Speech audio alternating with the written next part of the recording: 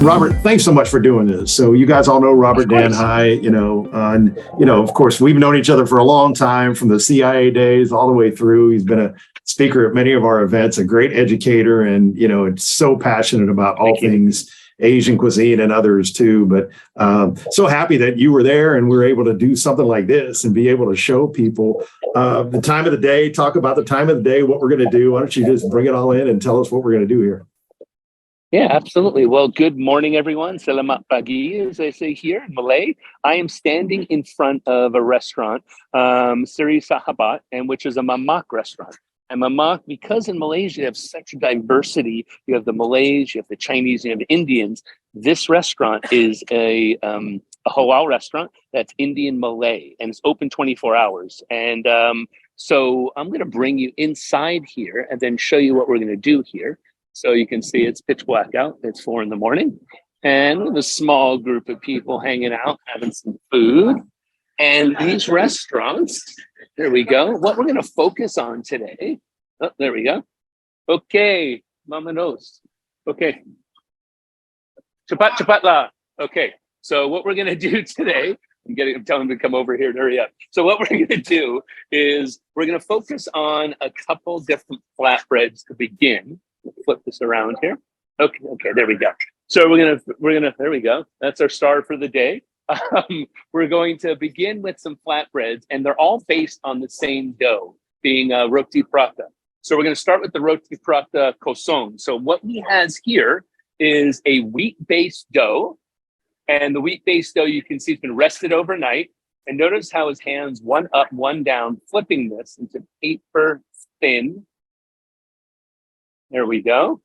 It's coated with ghee. So it's a wheat-based dough, water, milk, butter, salt, pinch of sugar, no yeast, pulled thin, drizzled with ghee, folded to create these layers. And notice how he very deliberately put the pockets of air in there. So rest for a second, flips, making sure the griddle he was cleaning with a knife stone, which I thought was pretty interesting. I remember the bricks we used to buy.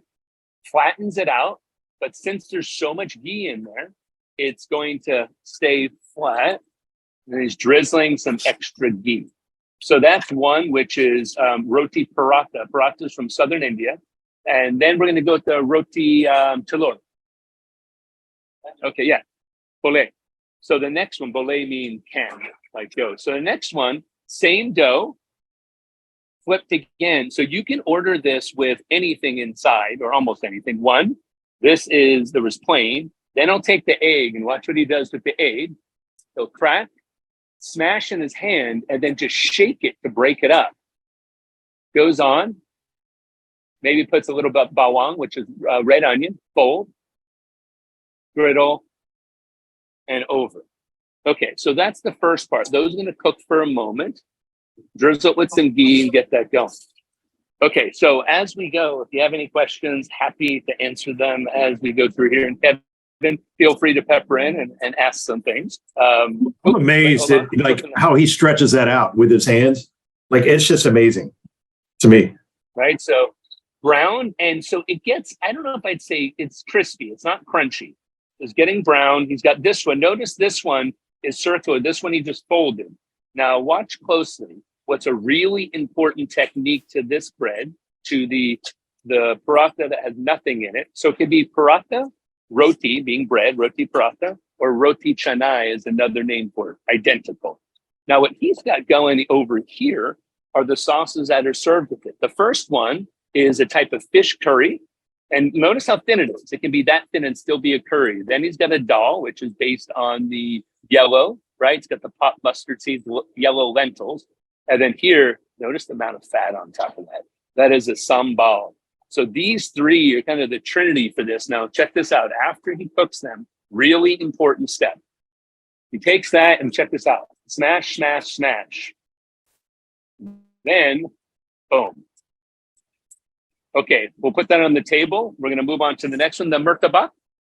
Murtabak. This is the egg one. You can see the egg in there. You can also add sardines from the can. You can see as his mise en place over there. You can add a curry in it, which is what we're going to do next. And you can add bananas. You'll see in Thailand and other cultures, they'll often add sweets into it. But let's make the mertabak. Okay, so the mertabak, he needs to make the filling. So he's got a piece of cooked chicken here. He actually took fried chicken. I was here yesterday making sure my stuff was together, and he just used the boiled chicken. But why not use mise en place you have? Hey, Chef, why did he smash it? Just to break it up, and then it'll absorb the liquid, because you're going to see it doesn't really cook, but he's going to bind it together. It's a great question, Alex. I think that was Alex. So there we go. Yeah, it was Alex. Chicken. And so on there too, isn't it? Like it makes layers too, right, Robert? Yeah, and you're going to When he smashes it. Correct. So we've got chilies, green and red onion, carrot. And this, what we're doing is chicken. He's got the egg. Now the egg is a binder. And you're going to see what I mean by that and why that's essential as a technique. Then he's going to enrich this. He's got three things. He's got some of that gravy, the curry, but it's so thin, he's going to fortify it with a little bit of sambal, more of the curry, and cumin, heavy on the cumin. We can talk about curry powder at the end. So this mixture, here we go. Now they'll do this with the egg. They'll do mutton curry, they'll do chicken, they'll do beef. There's no pork, right? This is a Memak restaurant, which means it is halal. Remember, 70% of the population is Malay, and by law, no joke, they're required to be Muslim. I'm going to come around. Okay, 1 second. Actually, let's go from this angle. Okay, bole. I'll stay here. It's a different angle. So notice I'm flatten that out. One hand is facing upward, one is under. Flip. Separates this one out. So now, over it comes. He brings it onto the griddle, and you'll see why he has to do that before he fills it. Oh, that's a healthy. A lot of filling. That's what's amazing, right? Yeah, and we'll talk about the pricing on these, and which is representative of the of what the fillings are and how much food is in it. Fold that over. I don't want to hear anyone. I know the word people are thinking with that shape. It's not a QSR chain. So we've got the fold on it. Sometimes those are rectangular, and that's going to be cooking. And then browns on one side, browns on the other. But he lowered the griddle. He came around and lowered the griddle a little bit because, as you can imagine, you want that egg to cook through. So he brought it down a little bit. It's pretty amazing to see these cooks. He's been doing this for 7 years, making this at this location. And the nuances of using, even though it's a large griddle, the little details that he's doing. So I'm going to move over. Oh, let's do that while that's cooking. Why don't we do the taitaret? Okay, so I'm going to hold on a second, flip this around. So as that's cooking, he's going to take it, do the double, boom. That's beautiful. That one came up. Right, so it's holding it all in, lower heat. Now check this out, cheese. This is a new addition. This never used to happen. It's a dice like the mozzarella cheese, essentially, easy melt, stretchable cheese. So that'll melt as it's happening. So there's nothing like breakfast without some tea or coffee. The tea that's here is called taitaret. So he's going to heat the glass, which means pulled tea. That's the really strong brewed tea coming out. Okay. He thins it down with a little water. Then in goes condensed milk, a little bit of evaporated milk, the double whammy. And now this is called taitaret, means pulled. Check that out. One more. Satu lagi. Whoa. I'd be so wearing that. And there we've got, that is, the original ticino, right? So taitaret, which means, as I said, cold tea. So much so they're probably going to have a freaking shirt of it, but that's a whole nother story. Okay, so let's come over here and eat some of these and talk about what they are and a little bit more. Bole. Okay, so I just set this up here, folks. Okay, are we good as far as you can see me and you can hear me still, right? Yeah, absolutely. And okay. Omakase. Now, a couple of things I want to show you as we go through this, and Kevin, keep me honest on timing. You're perfect. Yeah. So here, okay. So on here, what you're going to notice is he immediately put a fork and a spoon. Very typically, this is eaten with your hands. But if you don't want to get into it that way, it's using the fork and spoon. In Malaysia and a lot of Southeast Asia, you take the spoon in your dominant hand and your fork in the other, and you can rip this and fill up the spoon and eat that. I'm going to do that just because I'm going to have to touch the camera and feel it, I think. Oh, actually, it just doesn't feel right. I have to pick this thing up. So the texture of it, what you're going to see is the inside is still stretching. The outside has a little bit of texture to it and a little bit of crispness. And then you essentially take that, and where do you go, right? Do you go with a little bit of the curry? You dip in the dal, or do you go the sambal? I'm partial to a little bit of each. So a little bit there, maybe a touch, and then into the sambal. And wow. So sambal's got some real heat and sugar. One thing in these areas, a fair amount of sugar is used in that teh tarik, and you saw condensed milk. And the sambal is sweetened, but the curry and the dal are not. Those are completely savory. Oh, wow. That's got some heat to it. So that is the first, it's cool. And it's hot. It's super hot there, even though it's 4 a.m. So that's the first one. With the egg, he didn't smash that, remember, right? That was a completely different method of the final step to it. And you can see, I'm going to hold this up, odd as this may be, so you can see it. You can see how the egg is in certain areas. What I like about that is as you break it, because he didn't beat the egg, you still have parts of white, you still have parts of yolk. And so when you bite that, you get kind of the stretch of the bread, and then you get the egg to bite through. Wow, that's good. Hey, Robert, back to your utensil thing, which is really interesting because in certain cultures there, the spoon and you actually eat with the left hand, correct? Not your dominant right hand, but there it's right hand, or what your dominant hand is.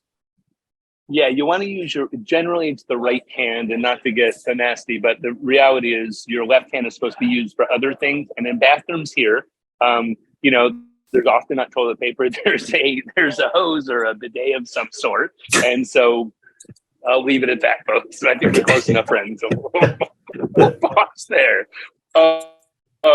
Now, the murtabak, let me show you this. Check this out. And we have another flatbread that we can do after, but I want to get into so you can see on top the cheese. If I pour it over, it's going to melt. So I'm going to pull this up. It's going to kill me for doing this. So it's going to look a bit odd. But you can see how the cheese started to melt on top as you're eating it, or as it's going to be eaten. And inside, let's pull this apart. I find more common and is the mutton one. For some reason he had this penchant for doing the chicken one. When I came in and was talking to these folks who set it up, they've never had someone in here doing this. They were completely open to it. And you have the big pieces of chili. The inside is the curry, but it bound together with the egg. I'm going to eat it so it's not flowing out of it. Yum. Inside the curry, something you'll find are curry leaves. I'm growing in my front yard here. Curry leaf is fried at the beginning. Popped mustard seeds, curry leaves, curry powder, and now curry powder. Did some research some years ago, and the curry powder in Malaysia compared to Vietnam, Thailand, etc., which they also have curry powders, is often higher in turmeric. And they have a curry powder. When you go to a market, you go to a spice mill, they will have a meat curry and a chicken curry powder. It's always distinct: ikan, ayam, or daging, the fish versus the meat. The meat ones always have the sweet spices. Depends on like the cinnamon, the clove, the cardamom, those type of things. Where the fish one does not. And the fish one, sometimes they bump up the fenugreek and especially the kunyit, the turmeric. So where are we at on timing? You're good, man. Sure, we Yeah. have time for questions. Yeah, you're doing great. Except I'm hungry. I want to try some of this. Well, you know how to do that. You come on over and we'll eat some food. So you can see what I found interesting, and frankly, I didn't know this at the very beginning. In my first book, I've got TasteRx, but I don't think I have evaporated milk. I never really realized they always add the two. The condensed milk give it the sweetness, and the evaporated milk, I don't know. I mean, I don't know if there's a deliberate choice in why, except for it's more creamy as the condensed milk, where it's just like the sugar and milk. And a lot of them, I tried for years to find really good condensed milk here, and all of them are what we call the United States condensed milk, and there's condensed filled milk, which has the addition of oil and emulsifiers and all those lovely things to reduce the cost.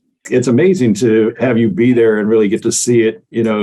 That's one thing we'll talk about in the future here is, okay, how do we do an event there? So that'll come up down the road.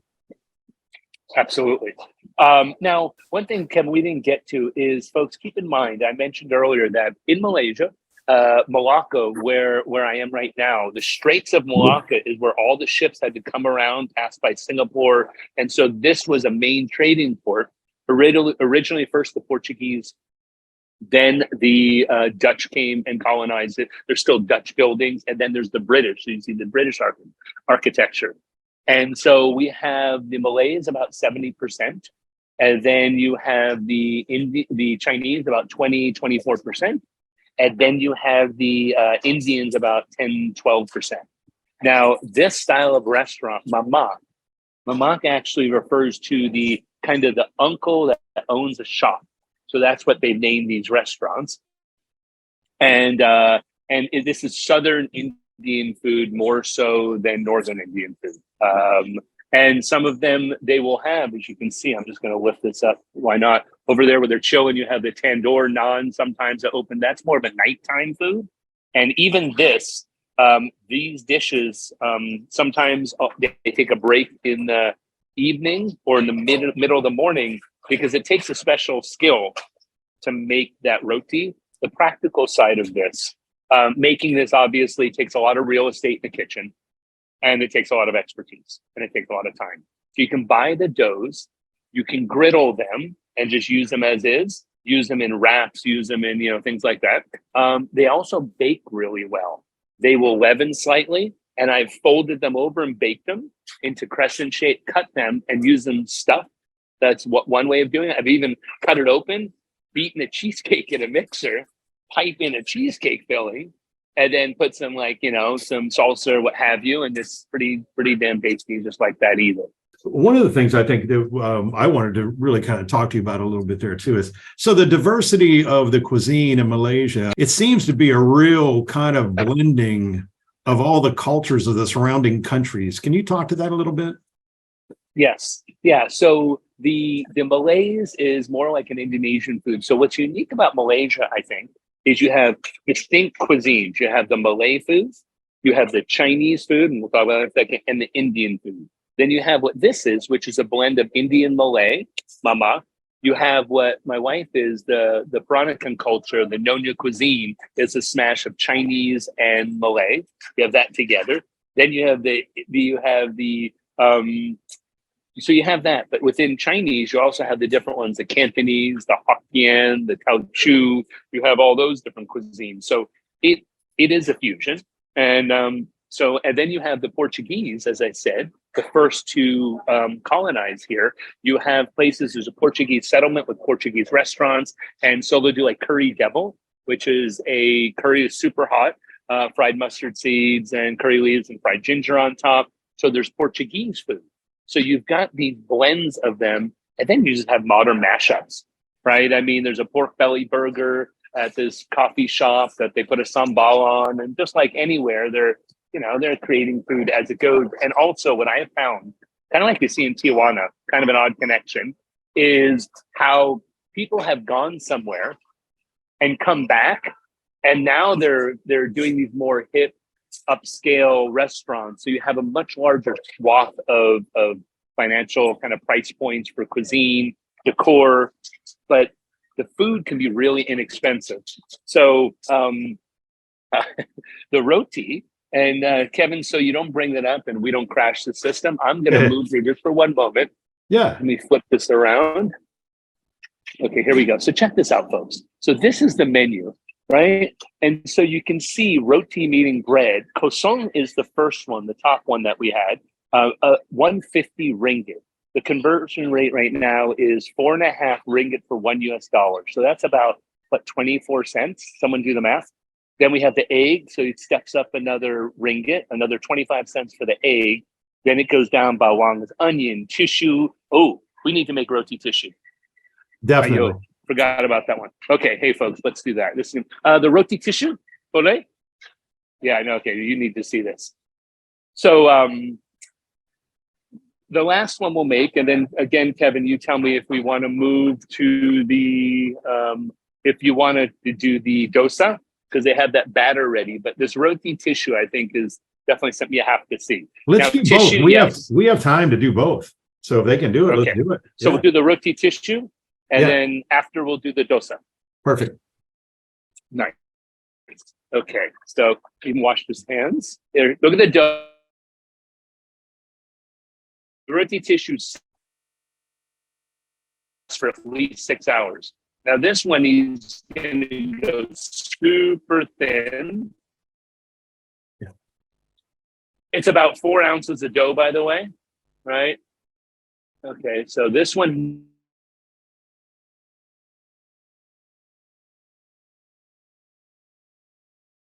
Oh, we're starting to lose some of the audio what's the here. right word? You're okay there, Kevin? Yeah, you're starting to have a little delay in it, but yeah, we can see what's going on. We missed a little bit of that. Okay. So he just threw it really thin. He pulled it into a triangle shape. Then he's coating it now with margarine. So a big slab of it. Like Coating real it margarine, evenly. like we know margarine, or is it different? Oh yeah. Oh no. Well, margarine with even more flavor. Let's say like butter flavor. Because yeah. And then he's putting sugar. Now the sugar is really important. What it is, it's a castor sugar. So a coarser sugar, they sprinkling across. And he pulled up high. We know the salt trick, right? The higher you go, the more even it is. So he lowered the heat a little bit, and he's going to cook it really nice and slow. And I never noticed, candidly, till yesterday that they made this into this triangular shape. I've just, it's just little nuances you don't catch sometimes at the very beginning. And so you're going to see shortly that the sugar, some of it's going to start to caramelize a little bit, but more importantly, this is going to thin down. The butter's going to fry, or should I say the margarine, and it'll get brown. What he's seeking to do here is to dehydrate so it gets crispy, because the presentation this is quite unique. Now for this one, here he goes. Check this out. He puts a little air under it. Check this out. Roll.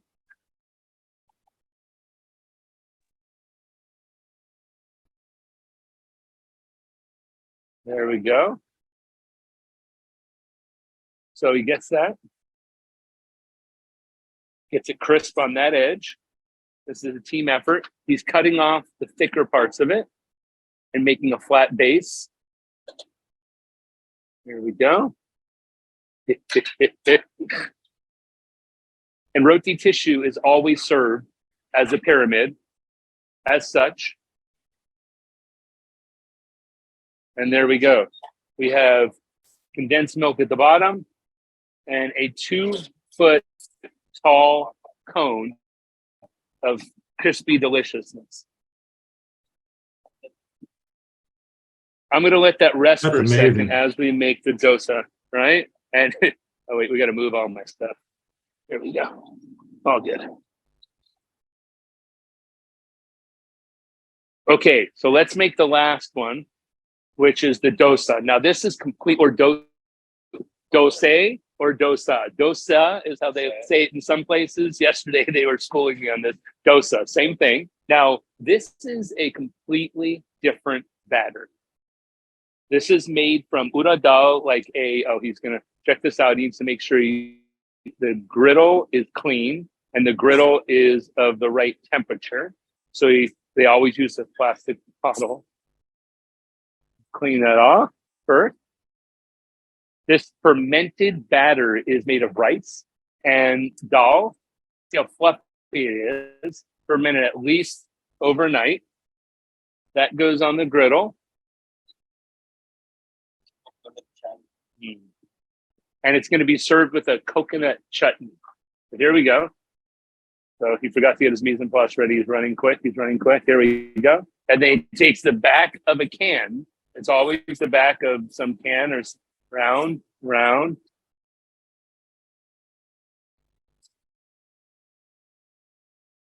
So once they do, you can smell the sour sweetness from that fermentation. Then an egg, and the egg is optional. There's not always egg. Same thing. Crack it, smash it around, and now he's going to take the I wouldn't even call it a spatula. What do they call that in painting? For spackling. Spread that out, and then he'll probably add some ghee in a moment. He'll put some onion. You can get this stuff. They'll sometimes put spices in it. There's all sorts of fillings. So all this, just like we do, right? You have this component being the bread, and then they'll make different builds by adding other things on top of it, inside it, stuffing or what have you. There we go. So this one, again, there we go. He's going to edge up. Brown.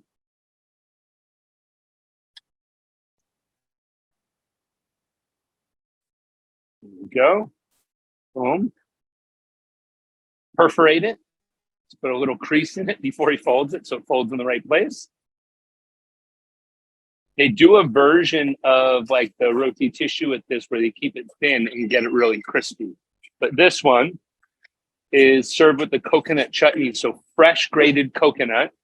First you pop in ghee, the curry leaves, as you can see, they're the mustard seeds, sometimes some chili, some cumin seeds it looks like, and or fennel seeds. And that is, and they'll put a little bit of the curry as well on the side, but the chutney is unique to the dosa. There we go. Okay. Robert, that's amazing. So in there too, is he constantly changing the temperature of the Yes. Yeah. And he's only got one griddle. So yeah. It's not like using zones or anything like that. It's more just, as you said, just lowering it and using the dot. Oh, wow. I'm sorry. I have to eat some of this. The smell of this is incredible. So soft. This one's actually not crispy in any way, shape, or form. It's funny. It's really brown, so it looks like it's crispy, but it's not. Correct. And it's actually a little bit fluffy because of the fermentation in it. Oh, wow. And you do get little pieces of crunch because it's ground. They soak the rice and they soak the dough and they grind it up. And then as it's cooking, there's a little grittiness in a good way that's in there. So yeah, I mean, and then you dip it in the chutney, as you can imagine, and eat it. It's not that complicated. Okay, so Kevin, hold on. This one. Oh, God. This one. That's amazing. Is shattering crispy, right? You see that completely just comes off and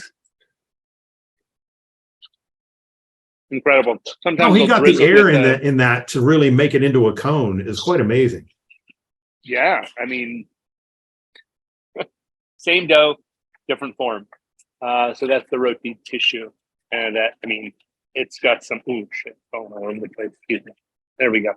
So you can see how crisp it is that it'll actually hold across like that. So it's sweet. Do they also get a sauce with that? Yeah, condensed milk. Okay. Big spoon of condensed milk with it. Yeah. Robert, that looks unbelievable over there. Oh, so damn incredible. I thought I'd just do like a really high level overview. I mean, the way we sort of at Data Central sort of see things, there's multiple sort of, let's say, generations of sort of ethnic influence waves in the US, right? The first big wave was sort of like Latin American And then you had like a big Asian wave, and there's some nuance to that, certainly. And then, Middle Eastern or Levantine cuisine, and then sort of African. And then you're getting to some of those more sort of like micro type of waves where it's not just Asian, but it's certain aspects of Asian or Asian done up in different ways. And I thought we could just maybe highlight a few of those things at a pretty high level. So this is a look at our menu adoption cycle, which I think many of you might already be familiar with. It basically says, trends, cuisines, flavors, ingredients, dishes. They all move through sort of a predictable 4-stage life cycle where like inception is that really early stage stuff, typically, fine dining types of restaurants, and all the way through to ubiquity where that trend is found pretty much everywhere. And if you look at sort of like the world of cuisines, let's say, stuff like Chinese and Mexican and, Tex-Mex, that's all deep in ubiquity. But as you go sort of earlier stage, you start seeing other Asian types of cuisines that haven't quite made it ubiquity and are actually at all, multiple sort of places on this menu adoption cycle. So you can see that Thai is sort of in that purplish proliferation stage, which means it's sort of hit chain restaurants already and pretty well known to the public. I will say it is a personal gripe of mine when I go to a Thai restaurant and they serve sushi. I feel like that's an affront to sushi and maybe an affront to Thai food at the same time, but it seems to happen pretty frequently. Japanese is certainly there. You go a little bit earlier than that, and you'll see Indian in that second stage adoption. Sort of that, I don't know if you can see my cursor moving around, but here's Indian over here. And it's interesting. It's one of those, Indian and Thai are really sort of fascinating. If we go all the way back into the early to mid 2000s, these were two cuisines in the US that were really poised to grow. And then we went smack dab into the financial crisis of 2008. And a lot of the positive momentum we'd seen behind Indian and Thai cuisine in the US essentially stopped for a while, as a lot of innovation throughout the industry stopped. People went to like value meals and back to basics and whatnot. I think the encouraging news for us now is whether we have a short-lived or, a more moderate recession this year or maybe even beyond. What we are not seeing this time is a slowdown of innovation the way that we saw during the financial crisis. Chain restaurants are still cranking out LTOs. We haven't seen a shift to value and combo types of items that we saw in 2009, which is incredibly positive, I think. So we've since seen over the last few years, both Thai and Indian start to accelerate, and we're really seeing a pickup in Indian now too. I'm going to spotlight that for us in just a moment. And then, hey, Jack, I've got a question for you. Yeah. Like above that is regional Chinese. So I guess the other regions of China don't define themselves individually, so they're lumped together in that? Yeah, so I think you could probably break that apart into different regions, and I will Sichuan and others and that kind of thing. Yes, I will admit embarrassment that Kevin, probably you and almost everybody else on this call knows more about Chinese food than I do, which is a total embarrassment. But probably I'm not buying I like that. my soup dumplings, and that's about all I know. So plus what I see in the data. So I'm a pretty Americanized Chinese person myself. But yeah, I think there's multiple types of regional Chinese that we could separate further, but it's the notion of Chinese beyond just like platonic Chinese. And it's actually interesting. Some of the Chinese foods that are not really Chinese in origin at all that have made it into ubiquity, like, egg foo young and like some of these like things that you heard about in yesteryear, you'll find them often in Chinese restaurants in lower income neighborhoods in the US. But when you get into more affluent neighborhoods, those items actually slip completely off of the menu. If we go earlier stage in a green territory, that's where you will see stuff like Malaysian food sits over there. Filipino food is starting to have its moment with lumpia and whatnot. So there's a whole lot of diversity to pick from in the world of Asian. And we tend to think too in terms of like sort of like these bigger mega trends as it relates to things. And the information I'm showing you right now is from something that we call our inspiration reports. I think we have a couple of hundred of these on pretty much every topic imaginable. This is just a brief excerpt from our inspiration report on Asian foods. If you're interested in learning more about these reports, let me know. I'd be happy to point in that direction. But these are some of the big trends we're seeing in Asian, and we've color-coded this. Green is early stage, Orange is sort of like the next stage adoption. Purple is the next stage beyond that. And ubiquity, it's sort of everywhere. And you can see there's a pretty good assortment of different types of trends, whether it's early stage breakfast and brunch items that are starting to show up in Asian restaurants. Like when you think of Asian food, you don't normally think of breakfast or brunch, but we're starting to see that emerge. Asian drinks have become quite a bit more popular. If we get a little bit further along, you could see like superfoods starting to show up in Asian dishes, specifically Southeastern cuisines, so Philippines, Malaysia, Vietnam, etc. And further along. So think of these as big trend buckets. And we wanted to maybe just explore a couple of these. So at breakfast and brunch, we're seeing either Asian restaurants or non-Asian restaurants featuring Asian flavors in their breakfast offerings. So whether it's, congee, which is something I absolutely despised as a child growing up. I thought it was the most bland thing in the world. It's starting to pop up on restaurant menus that are not necessarily Asian menus all of a sudden. To this, maybe one of you can pronounce this better. Is it a pajun pancake at the Bryn Mawr Breakfast Club in Chicago? Thai style baked eggs at Onayada Thai Cafe. And you can see that sort of pork katsu version of, I guess, like chicken and biscuits or something in the lower right. So Asian flavors making it into breakfast in a creative way. This one's not a big surprise. Lots of different types of noodle soups. I mean, ramen and then pho and then more, traditional like beef noodle soups, which is something that, my dad always made a lot in the house. And also noodle soups from other Asian cuisines, not just the Vietnamese or the Japanese ramen. And then spicy condiments. This is sort of interesting. So if you look at Asian like appetizers and dishes, whether it's at an Asian restaurant or like, a bar and grill that's served like an Asian inspired thing, you're seeing a number of different types of spicy condiments paired with them. And this is much further along in its life cycle, right? This is made to that third stage that we call proliferation, and I think this goes all the way back to like the early 2000s when sriracha started to become a thing. And then you had gochujang, which is sort of like, what was like the successor to sriracha in a way. But now you have sambal, various types of chili paste, variations of sriracha, sort of like a sriracha mayo, etc. There's a lot of interesting spicy stuff to play with. Now, I think none of these are like tongue burning, 1 million Scoville types of spices, but there's a lot of interesting spicy stuff to play with to either pair with Asian or that came from an Asian flavor. I think you can ignore the table on the left and just look at the table on the right, which looks at Asian appetizers, entrees, and side dishes, and the types of flavors and sauces that are growing most quickly in Asian appetizers, entrees, and sides. And I think the first thing you'll notice is that there's some interesting stuff here that you probably could have predicted, like gochujang has been growing for quite some time. But you also start seeing some flavors that like, hey, that's not Asian.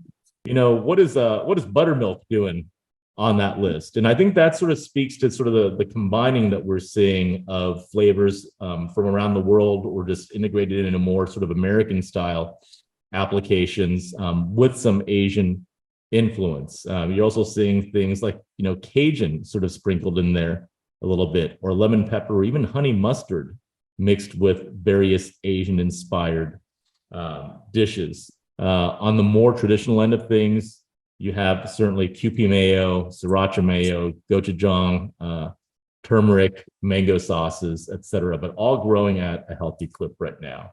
And you're seeing a lot of Asian stuff show up in retail as well, right? Whether it's a retail package chili crisp that you can still now, that you can buy in a store, even like lean cuisine, which is not the earliest stage of the trend cycle. You can pick up a Korean style rice and veggie bowl. Or if you go to a place like Williams-Sonoma, you can pick up like a pho broth starter. That these are all fairly commonplace today. Now, I wanted to sort of spotlight Indian in particular, and we have a really awesome issue of our Creative Concepts trend report. And this one is goes into a whole lot of detail of what's happening with innovative Indian cuisine in the US. So trying to go beyond like the traditional, Indian restaurant where the dishes are all very sort of standard and predictable, right? Tikka masala, butter chicken, garlic naan, lunch buffet, that type of place. What's showing up in some of the other more, let's say like interesting, inspired, more innovative types of Indian places. And it's sort of as a setup over here, and I apologize if the font gets a little bit smaller. There's a couple of things to know. About 1 in 3 consumers love or like Indian food. About half have been to a restaurant that's basically an Indian restaurant that specializes in Indian specifically. So we're not quite yet at the point where everyone's been to an Indian restaurant just yet. About half the country has, so we still have quite a ways to go. This particular issue of Creative Concepts, which gets into Indian, has a lot of awesome stuff in it. We've interviewed some progressive chefs at some outstanding Indian concepts across the US. We look at how Indian cuisine relates to the menu adoption cycle, which I'll highlight in just a moment. We look at specials, and I'm probably going to butcher this, related to the Diwali holiday. And then a deeper interview with someone from a restaurant called Indique, I think the chef there, that talks about their approach to food. So I definitely recommend checking this out. There's a lot of good stuff. Now, this is going to be very, very, very small on your screen, and it's sort of by design because there's just so much to look at. So hopefully you have a big monitor. But this is the menu adoption cycle for Indian cuisine specifically. So like on the far right, you have the stuff that pretty much, if you know Indian food, you're going to know most of these things, chicken tikka, saag, butter chicken, naan, paneer, mango lassi, curry, chutney, samosa, etc. Tandoori, certainly. Probably too small to read, but just bear with me. But as we go further and further left, like I always thought of myself as someone that sort of understood Indian food a little bit because I'd been to a lot of Indian restaurants over the course of my life and I love the food. But I came to realize after reading this just how little I actually know, because I basically don't know any of the things all the way to the left in green, those earlier stage things. So I would invite any of you in chat, if you have any idea what any of these things are, like please put it out there. But these are all completely foreign to me, but are things that we think are interesting and maybe showing up more in the years ahead. I have no idea what cham cham is. If you told me it was a dessert, I would believe you. If you told me it was an entree, I'd probably believe you as well. I don't know what that is. So if you know what that is, let us know. But it just shows you the amount of incredible diversity there are in Indian cooking, as well as many other cuisines, where we tend as Americans to let our minds go to just the 3 or 4 dishes that we just associate with that cuisine. But there's so much more depth to all of this, which is why a lot of these trends have many, many, many additional directions they can go in. Here's a cool restaurant called BBG in Santa Barbara, where they take Indian cuisine and they mix it with different influences that you wouldn't normally associate with Indian. Because they're in Santa Barbara, you sort of had to add uni to the biryani, which is what they did right here, which sounds absolutely unbelievable. It looks like I think they actually serve it in the uni shell, which is pretty damn cool as well. That's pretty amazing. Yeah. Yeah, that's probably a very expensive dish, I'm guessing, but it looks incredible. Actually, we can take a look at it. Oh yeah, see, look, market price for the uni biryani. It probably is an expensive dish, but you can see the rest of the stuff that's on the menu. So I'd say this is probably not crazy, progressive. I mean, there's a lot of things that would be probably fairly familiar to someone that's had experience with Indian cooking or Indian restaurants. But a lot of them are twisted up in a slightly more progressive way. This feels like a much more contemporary approach to Indian than I think, I feel like every city has a restaurant called Flavor of India or India's Oven, or some variation of that. I actually ate at a restaurant called Flavor of India yesterday just by absolute coincidence. This is different, right? This gives you a different vibe, and I think we're seeing more of this type of a thing where Indian is being made a little more progressive, a little more upscale, or really cool. Here's a place in New York, Gup Shop. I might be pronouncing that incorrectly. But they've gone sort of full mashup style with their Indian menu. So in the upper left, you have egg gotala, which is an Indian spin on shakshuka. right? So this is like their invention. A pulled jackfruit taco with served on an Indian flatbread, as opposed to a traditional Mexican carrier. Paneer cheese rolls with a cilantro pesto, which I don't think is a staple in Indian cooking, and Korean chili. A paneer bread pakoda with ketchup and mint chutney. A chili cheese gulka, baked in the tandoor, onions, chili, cheese, black garlic butter, sprinkled with chives and masala. And this cocktail that I cannot quite pronounce, with a heavy dose of mango as well. So I think there'd always been the question of, is Indian food its own thing, or can you take aspects of Indian food and mash it up or integrate it into other dishes? And you totally can over here. Now, I think you probably want to start with some of the flavors that people are more familiar with, like, tikka masala or something. And we are seeing that in more mainstream applications, like in Indian pizza, where you're seeing like a pizza with tandoori chicken or tikka masala, or, baked on a non-carrier or something. What's interesting, that cocktail, look at that, black pepper infused honey. I mean, there's some really, and we have other people on the line here too, that if guys want to chime in on some of this, and I see jackfruit. That's really, I'm starting to see that pop up a lot on menus. You're probably seeing that more in your research, I would guess. Yeah, I mean, jackfruit's awesome. It's a pretty good pulled pork replacer, right? Yeah, it's exciting. All the stuff looks delicious. Not as good as stuff Chef Robert was making, but the stuff looks pretty good too. Let's ask some questions. If you have questions for Robert or Jack, RJ, Keith's on, we've got Alex as well. So that was a great presentation, by the way. Robert, thanks so much for getting up so early in the morning over there and taking us through. Thank you to the staff there too for, helping us do this. That was amazing. And Jack, always insightful. Thanks for being with us today. But yeah, questions from you guys? Yeah, so I got a quick question for you, Robert. So, we hear so much over here about, Southeast Asian street food, and I'm curious, is there a delineation over there in Malaysia? Like, do they call it street food? Are they apt to go into restaurants more, or is that kind of an on-the-go option? Can you tell us a little bit about the dynamic of that? Sure. Yeah, I mean, I just came up, so in Southeast Asia, yes, there is street food in some of it. Singapore, although they were the focus of Netflix street food, there's literally no street food that's been illegal since 1970 something. But in Malaysia, there still is street food. And I think this is an interesting restaurant that's bold, because, I mean, there is the street, and just like an hour ago, all the tables were out there as well. But I've never heard someone here say, like, this is street food and this is not, because you can get tom yum soup, let's say, which I would think of as a restaurant food, on the street. You can get a Thai omelet, which you see on the street, in a restaurant. So I don't know if there's really a delineation with the standard cuisines that are here that have been around for a long time, as this is this or that. I mean, it's romantic, and yes, it's a great way of eating it. But as we know, it's context and the environment is what makes it street food. It's not the food itself. Because I think Vietnam, this is something that hit me some years ago, is you think of street food as something, grab on the go and walk and eat. You don't, in general, walk with food through the street in Asia. It's just etiquette. It's just inappropriate. And I don't think it's a bad thing, but you just don't see guys walking around with like, a roti, like snacking down the street. You sit your ass down or you squat on the street and you eat.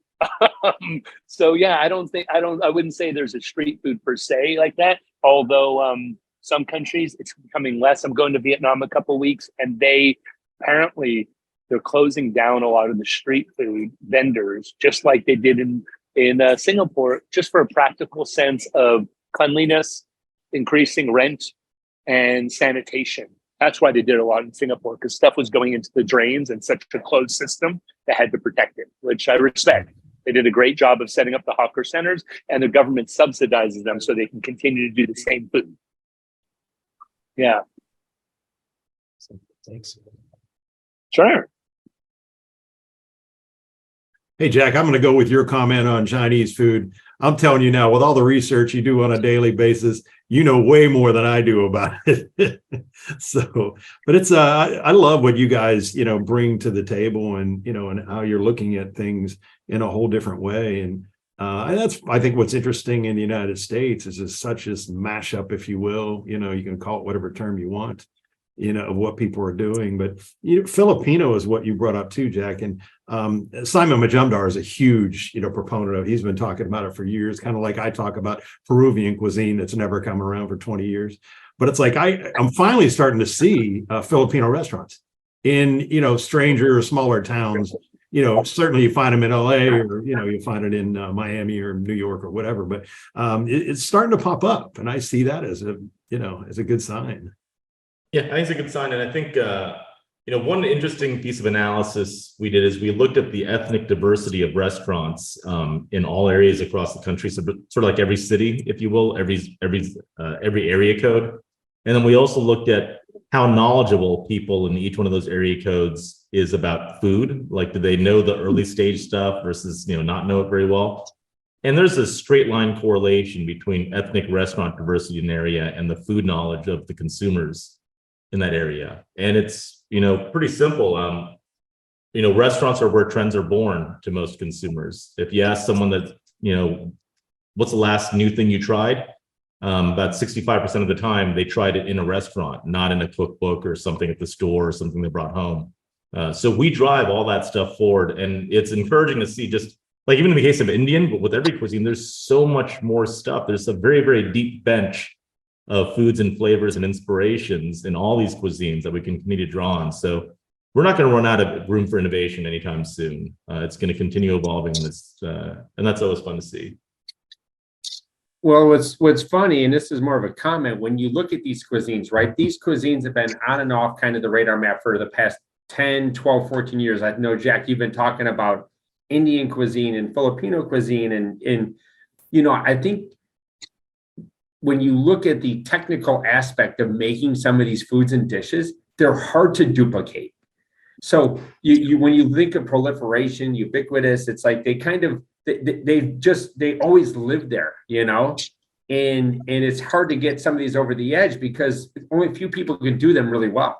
So I'm glad you shared the information on what's happening in New York City, because I do believe you're starting to see more kind of, people doing a smaller deep dive into a smaller set of food items that are more complicated, but really getting credit for them. So hopefully, we'll continue to see these become more prominent, in the States here. Yeah, 1,000,000% yes. And I think specificity is good, where it's specific flavors you come to. Like, we don't want to be in that world where it's like, hey, let me squirt some Indian sauce on my burger, whatever that happens to mean, right? Like, we want to get much more specific than that. So I think we're past those days. It's interesting. We just came back from Oaxaca too. And, when you look at the complexity of the moles that they do there, right? It's like I can't imagine a time, in my lifetime of people going home going, hey, I'm going to make this at home. Right? It's like they're going to be happy to go to a restaurant and eat it, because it's just a difficult thing to do. I mean, but. To that point, Kevin, I have a question for you, Robert. How ubiquitous is the sambal recipe and the variations of it in Malaysia? Because it seems like that's the staple, right? Yeah. Okay. Fair enough. Yeah. So sambal being that base chili, as you said, and I mean, being an Indian restaurant, you'll see sambal. Seeing in Chinese dishes, you'll see sambal, and in Malay dishes, you'll see sambal. Less so in Indian, but this has the sambal because it's the Indian version. The Malay part of it is what really brings that in. So you have sambal as the base. The most popular one here is sambal belacan being the shrimp paste that gives it kind of that funk. And you'll see that again through them. I find variation more so the sambal is how it's used and where it's used with. The sambal not changing as much. But in Malaysia, different than in Indonesia, where it originated, arguably, although they're one archipelago, whole thing, is the raw ones in Indonesia, which you see, this is completely anecdotal. I'd say 20% of them there are raw and the rest are cooked, where here it's the other way. Most sambals in Malaysia have been cooked. And the foundation is the shallot and the chili and oil, and that's it. And then you start laying on these different ingredients and folding things into it, from fried fish to sour, the belimbing, the little sour star fruit that you put into it. And so a lot of things are going into it. What I think was one of the coolest ones, my brother-in-law would made this belimbing, the fruit we have grown in the house, this sour fruit. But then he fried the little ikan bilis, kind of a little white bait. And I never saw this before, pureed it. And for some reason, usually the sambal had that in there, but just the concept of fried fish that have been pureed or pounded, used as a flavor enhancer in things, I think is just a delicious idea, right? So sambal, yeah, I would agree. It's probably one of the most ubiquitous ingredients that's served on the side and used in a sauce. It's not just a condiment, it's a main sauce. Sambal. Do they roast a lot of the items before, while they're making that? You said it's cooked. Do they kind of roast the chili before or not, or like put them in? Good question. No, the only thing that would be roasted sometimes would be the belacan, the shrimp paste. Kind of like in Thailand, the gapi. You can use it raw, which will give it a little bit more funk, or you toast it. And here they generally don't like put it in a banana leaf. That's a romantic version of it. They take the shrimp paste and they fry it in a wok in a quali till it kind of almost becomes like sand. And then you keep it on the shelf so you can add it to things. And it comes into it quickly. But otherwise, no. Most sambals, things are not fried or pre-cooked. It's just fried in the pan. And yesterday I just went to this new restaurant for asam pedas, a sour, spicy fish soup. And the woman there, which I hadn't heard before, she was saying about how she took the I lost my train of thought. Oh goodness. She said with the sambal, what she did, she used the word kering, which is like broken, right? What you do is you puree, most people are using a blender now, the shallots with the chilies, dried and or fresh, and it's creamy, right? It's kind of emulsified in a sense, but when it's ready is as you're cooking it, when the oil breaks from it, it separates from it, it cuts from it, and that's when you know it's cooked enough, right? So the moisture has come out, and then the onions have cooked, and you get that natural sweetness there.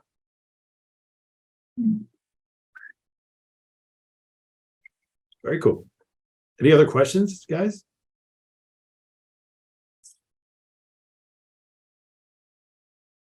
Yeah, I think that we covered a lot in an hour. We're a little over, and people are still staying, which is cool too. So thanks to everyone who stayed with us for this. Yeah.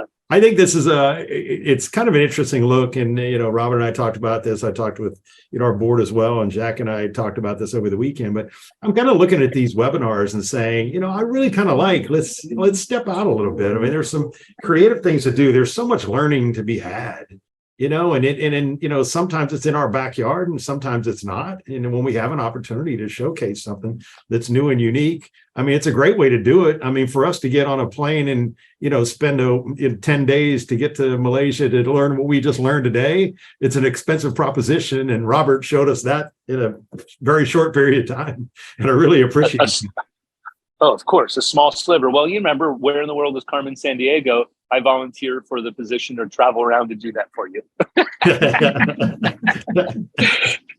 So, yeah, thanks, everyone. Really appreciate you guys being with us today. Thanks to all of our people that had hung in there here for the last hour and 10 minutes. And Mike will show our closing video.